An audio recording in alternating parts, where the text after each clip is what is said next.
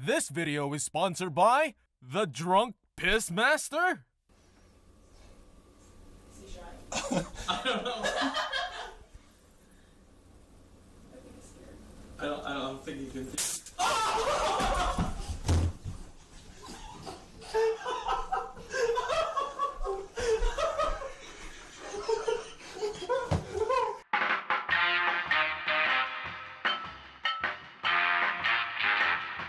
What's up, guys? 2024 has been a crazy year, and there's a lot to talk about, so let's start with the headlines. The US elections and the candidates who discuss about golf. The CEO of United Healthcare shot to death by Luigi Mangione. P. Diddy accused of sex trafficking. Martial law in South Korea clashed with thousands of angry protesters. And finally, how the Grinch stole cocaine in Peru. Who doesn't like golf? Well, it seems that among the candidates, they love it! During their presidential debate, Donald Trump and Biden went nuts and started to do some pretty embarrassing stuff. Here with the clips. A real easy one.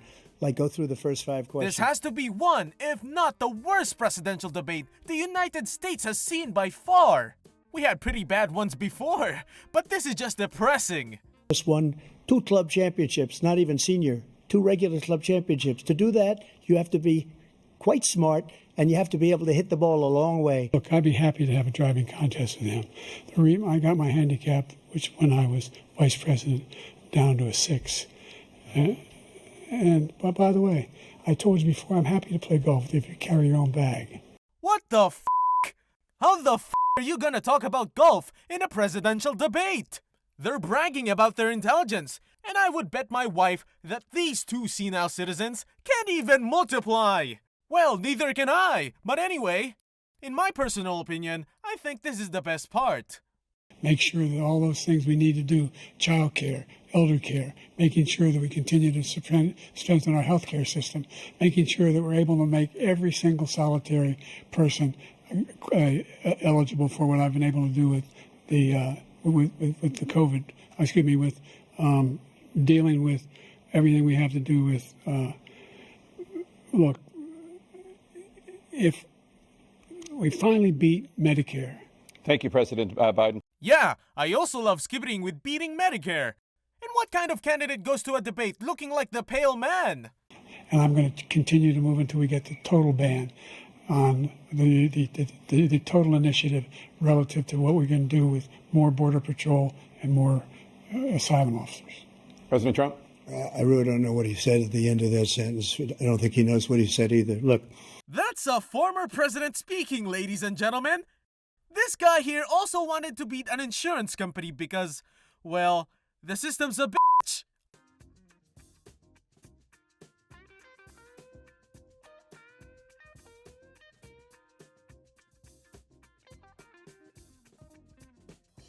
I can't show you the video cause the guy, well, dies. So I'll tell you what happened. On December 4th, 2024, the CEO of the American health insurance company, United Healthcare, was shot and killed by 26 years old Luigi Mangione. This event happened in Midtown Manhattan while he was walking to attend an annual investors meeting for United Healthcare Group. After the shooting, the American government started a nationwide manhunt to find the shooter. Manhunt that ended on December 9th when a McDonald's employee snitched on Luigi. Blah blah blah, you know the deal.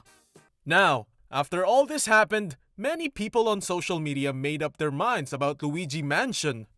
So what? So what? Yes, so what if he's the devil, Rick? At least the devil has a job. At least he's active in the community. What the fuck did he do? Murdered who? Look, I fucking don't. You expect the average American to have sympathy for the death of this Brian guy, but I don't. These types of comments angered the news channels and public officials. I don't care your views about healthcare companies, because I don't think they're great right now either. But you do not celebrate The assassination of another human being was just doing his job. Killing customers for profit is a job? Miss, they're not celebrating a person dying, they're celebrating what this represents. Heck, even his cellmates love him.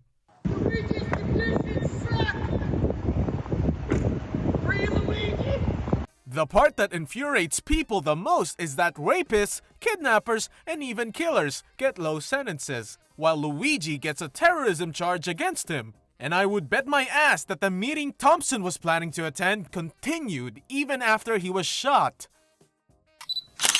Wrong, wasn't I? I had the dates wrong all this time. Diddy, come on out. He's...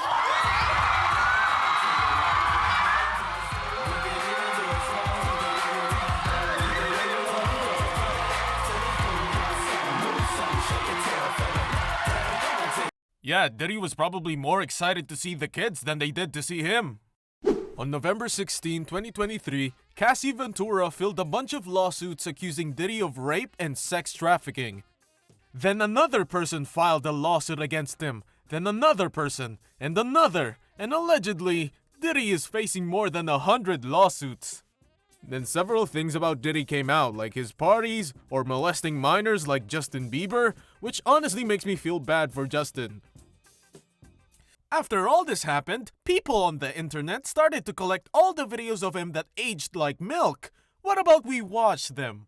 Let it flow, let it flow, let it flow.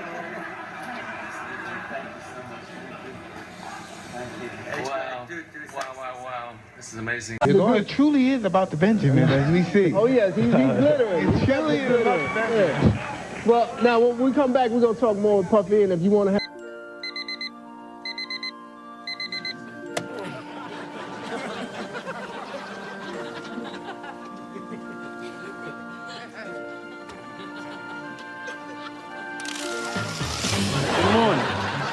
Now everything that has Diddy on it gets a bad reputation. You guys want to know what the worst part is? Some news channels tried to connect Diddy to 9/11. Some news channels try to connect Diddy to Luigi Mangione. That's a really desperate way to make the public hate Luigi if you ask me. But what can you expect from the news channels nowadays? The sharing of biased and false news has become all too common on social media. More alarming, some media outlets publish these same fake stories without checking facts first. The sharing of biased and false news has become all too common on social media. More alarming, some media outlets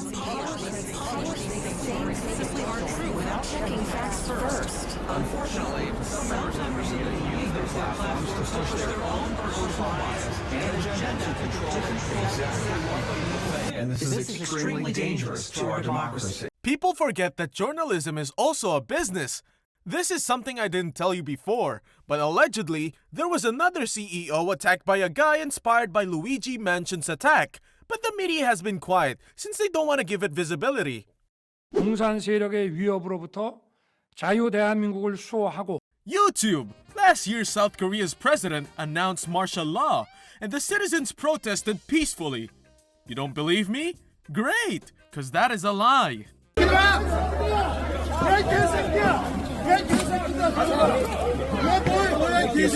A quick definition of martial law. Martial law involves the temporary substitution of military authority for civilian rule.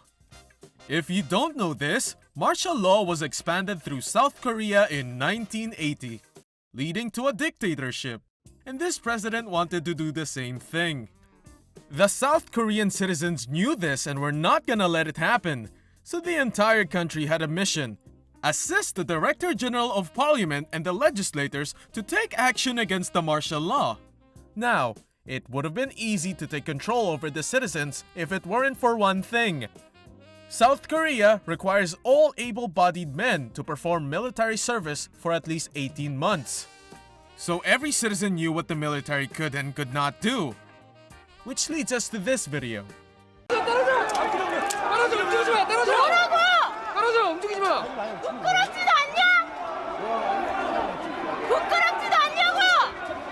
What in the actual f***? How are you going to grab someone's weapon like that? And this is not even the best part. The people with military knowledge made barricades to help the legislators. With all the respect, I think this is overkill. You know that you're gonna have to get out eventually. I mean, where did you get so many chairs? Jokes aside, I'm happy to see people joining together to take down a dictatorship. This is something that was public after all this happened. But the president wanted to hunt the legislators who had the power to stop the law. But because everything went so fast, he didn't have time. By the way, I just found out that the president technically lost everything in less than 6 hours. He couldn't last shit. YouTube. I lived in South America a couple of years ago, and let me tell you that if you go down there, you'll never get bored. You'll find piñatas of their presidents, delicious delicacies, and the best doctors in the world. But I've never, and I mean never, seen something like this. Jingle bell, jingle bell, jingle bell rock. Jingle bells swing and jingle bells ring. Snowing and blowing up. Imagine getting arrested by the Grinch. This Christmas in Peru, an officer dressed up as the Grinch was recorded breaking up a drug-dealing ring in the coastal town of San Bartolo. 3 people were arrested by the Grinch, and the officers found cocaine inside small pieces of paper. While investigating this case, I find out that this is not new. Officials in Peru have caught criminals dressed up as Santa Claus and even as a teddy bear. Before ending this video, I know we left a lot of things out, but this is partly the first video, and partly because the video would have been too long. Well, thanks for watching this video. Don't forget to have a wonderful week.